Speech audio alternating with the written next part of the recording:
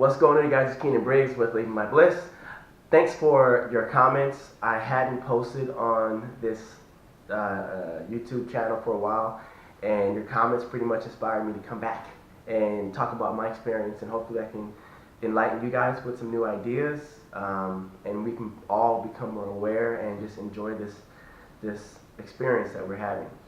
I talked to one of my, I guess, followers or friends, how do you want to call it, and she said that I should do a story or whatever on visualization.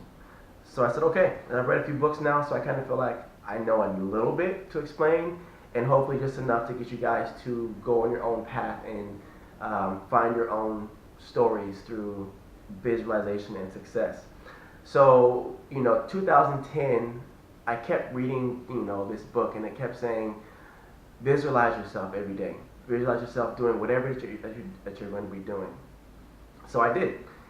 The problem was I didn't know how. I didn't know what visualization really was. So I just would picture nothing, and when I pictured nothing, I was able to feel still. So I just went with that, and I kept it. I just kept doing that every day. And what I was visualizing was myself triple jumping as far as I could. Long story short, I ended up matching jumping my lifetime best at one of my track meets. And the second I took off from the board, I envisioned myself at home jumping. Actually, I envisioned myself at home in my bed visualizing this exact moment. So basically, when I jumped, I left that physical place mentally and was at home in my bed visualizing this event. And I landed in the pit, and when I landed in the pit, I woke up.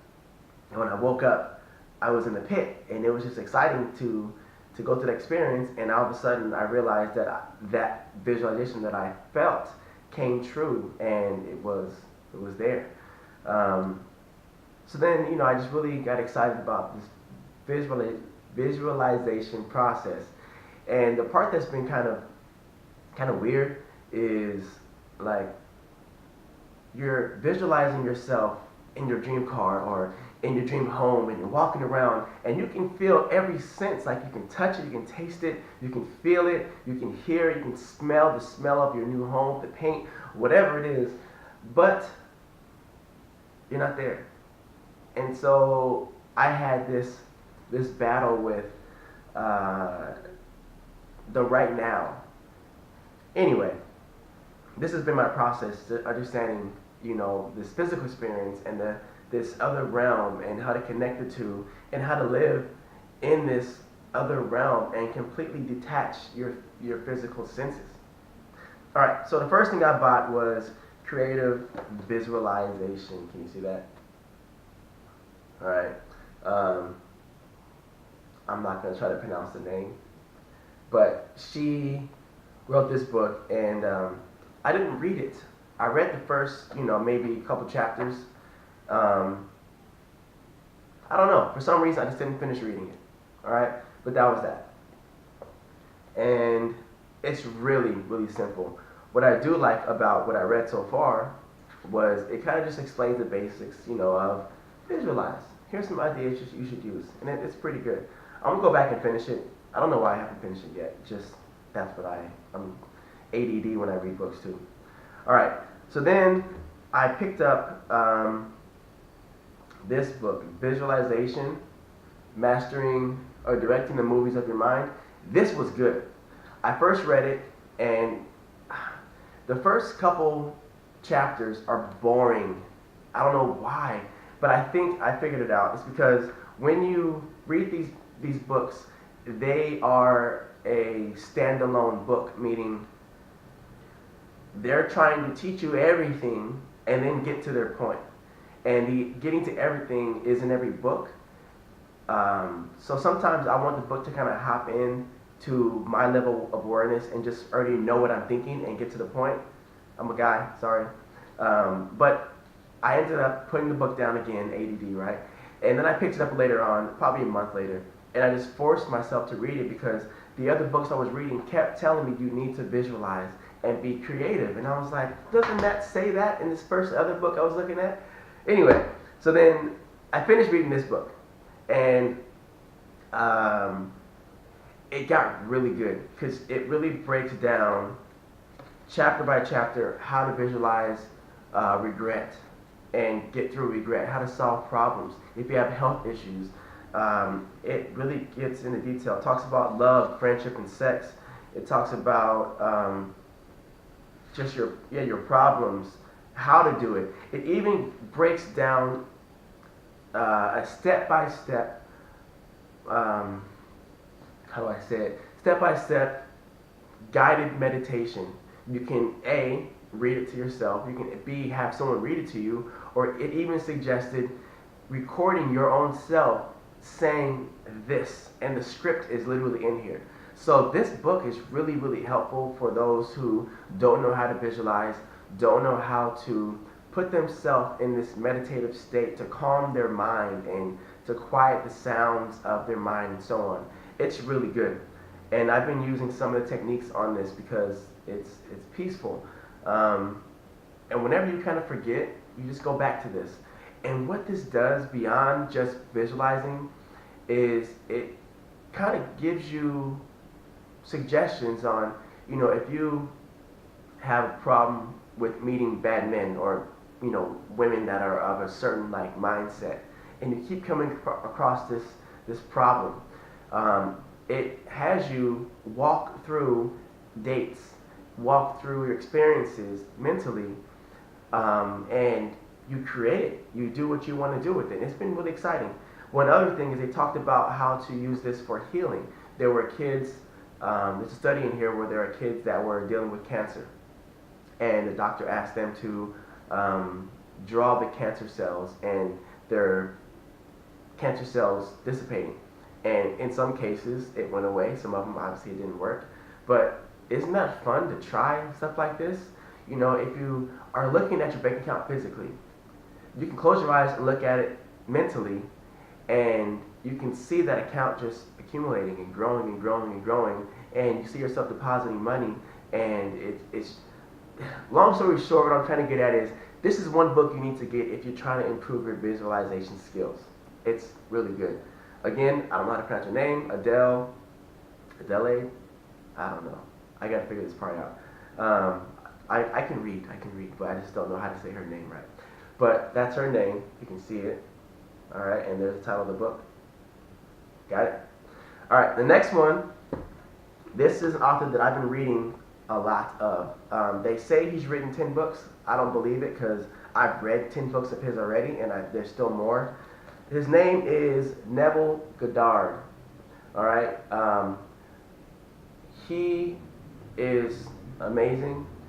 He will literally tell you in his book, listen, I'm going to write this book. I'm not going to fill it with a bunch of gibberish. It's going to be to the point so you get it and you can go out and do your own stuff. And most of his books are just like that. And I'll show you those later. I'm going to have more of a breakdown of who Neville Goddard is and what he has done to my experience through his books. But this book, The Law and the Promise, it's a great book. What this is, it's a book that's basically stories of people that have found success within his teachings. So, it's a little dated because he was born in 1905 and died in 1972. So, when he is telling you stories, he'll say so-and-so had $8,000 in their bank account. With today's money, $8,000 just covers maybe a college student. It may cover a year. But for the average person, it's 1 month or 2 months of living. So, but back then, $8,000 is like $50,000 now. So it's a lot. But what I'm trying to get at is what he uses is, yes, you visualize, but the purpose to visualize is to catch the feeling and your senses around the emotion, the feeling of your wish fulfilled. What he does talk about a lot of is whatever it is that you want, you become it and be it right now and live as that. And then life will match whatever it is that you're living as. And obviously, if you're a beginner, you're going to have a battle of dealing with um, your physical and the metaphysical, or the other realm. But at the end of the day, it's really good. There are a lot of stories. One story that I want to share with you guys that is really short was he was drafted in November of 1942 for World War II. This is a long time ago, right? And that was like at peak time of the draft. So he did his 13 weeks of boot camp or whatever it is, and he felt in his heart that he's not supposed to be here. He's not supposed to be in this war. He doesn't agree with it. So he didn't tell anyone. He just, in his own mind, decided to picture himself at home in New York with his family in his bed, relaxing and just living life, not in the war, right? So he did that for, I believe it was 1 or 2 days, something like that. Like, just, he put himself in that environment. I'm talking about he can touch his bed, he can feel his covers, etc. Anyway, so he ends up getting, somehow he applies to be discharged, or to leave, and he's denied. So he didn't get angry. He just pretty much said, I see what's happening. I'm going to go back and continue doing what I'm doing. He didn't talk to anybody. And for some reason, he was told to reapply for this discharge by his colonel. I'm not sure the exact person, but the person that's above him told him to do it again, and he did. And then at 4 a.m. the next night, or 2 nights later, he was approved, but they scratched out discharged or disapproved, and they put approved. And so he was told the next morning to go speak to the highest person in charge. Again, if you're in the military, I'm sorry I'm messing all the levels up. But he goes and sits down, and that person is telling him, listen, you've been approved. Is there anything I can do to keep you? What are your reasons for wanting to leave? And he just says, I'm just not supposed to be here. I'm not a part of this.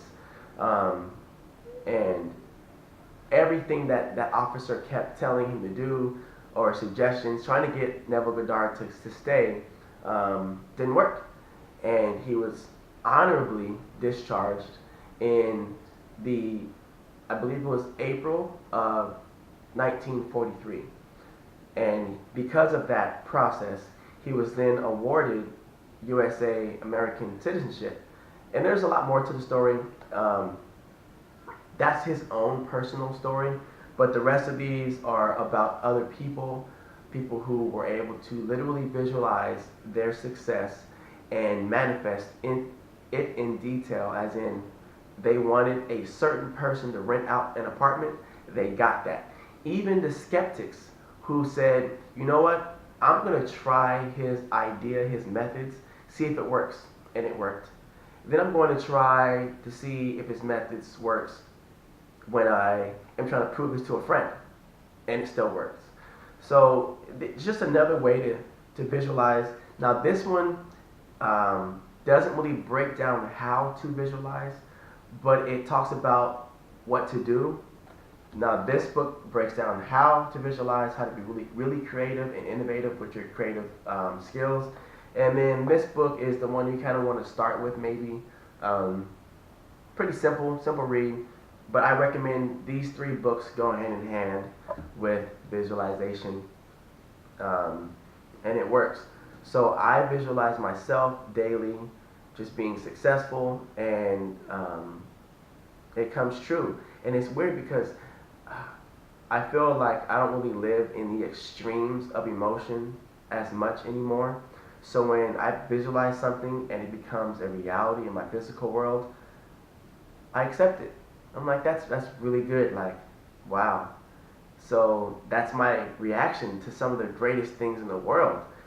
So it's fun. But then again, if something I perceive as negative happens, I don't get crazy and get mad. I just say, okay, I gotta adjust my role, and or this is happening simply because I've created it, but there's a bigger picture. This is happening to open me up for something that I've already put out there. So yeah, so I won't tell that story, but at the end of the day, everything is always working out for your end destination. So when you visualize, make sure that you visualize very specifically, and the more detailed, the better. For example, if you go and order, don't. If you go to a restaurant and you order food, you can't just say, "I'll get whatever you bring me." You got to say exactly what you want. I actually want a whatever salad or a hot dog or filet mignon cooked a certain way. You got to be very, very specific. And when you are specific, everything will always come into your physical experience. Till next time.